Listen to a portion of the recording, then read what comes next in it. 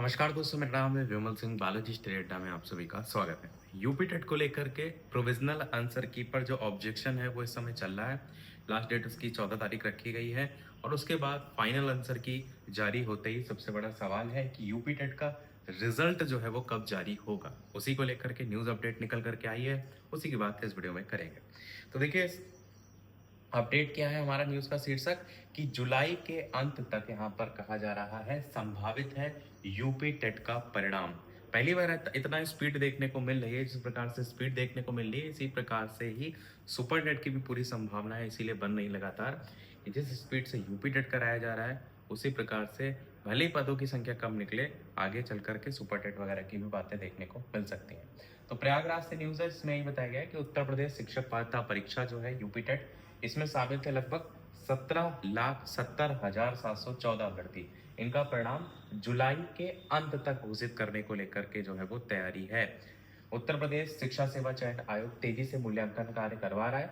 20 जुलाई तक OMR sheet के मूल्यांकन का यहाँ पर टारगेट रखा गया है कि यहाँ पर ओएमआर सीट जो है वो 20 जुलाई तक जो आपका चेक करने का काम है वो कंप्लीट हो जाएगा। वैसे भी मशीनों से होता है। बाकी इसी दौरान प्राथमिक और उच्च प्राथमिक स्तर की परीक्षा के विभिन्न विषयों पर अभ्यर्थियों की ओर से जो आपत्तियां मिली हैं, इसका निस्तारण भी विषय विशेषज्ञों से करवा लिया जाएगा। और इस बार बहुत गलतियां निकली भी हैं। इसके बाद 1 सप्ताह में परिणाम तैयार हो जाएगा। मतलब जब आपका ये फाइनल आंसर की जारी होगी ना, उसके 1 सप्ताह बाद की बात की जा रही है। सबको योजना के अनुसार रहा तो जुलाई के अंत तक परिणाम जारी हो सकता है।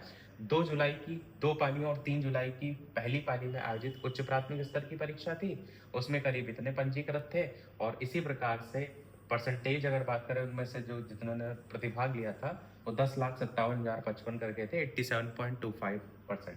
तो उपस्थिति तो अच्छी रही थी क्योंकि फॉर्म की फीस बढ़ा दी गई थी। 1,000 रुपये पहले तो 600 हुआ करती थी। वहीं 3 जुलाई तक की दूसरी पाली में भी बात करें और 4 जुलाई की पहली पाली में बात करें तो प्राथमिक स्तर की परीक्षा में पंजीकृत थे जो टोटल अभ्यर्थी, इनमें से इतने अभ्यर्थी लगभग 91.12% थे जिन्होंने परीक्षा दी थी। तो यहाँ पर भी देखेंगे तो आंकड़ा अच्छा रहा था। इस प्रकार परीक्षा में शामिल थे कुल 17,70,714 अभ्यर्थी, जिनको लेकर के अपना रिजल्ट का इंतजार है।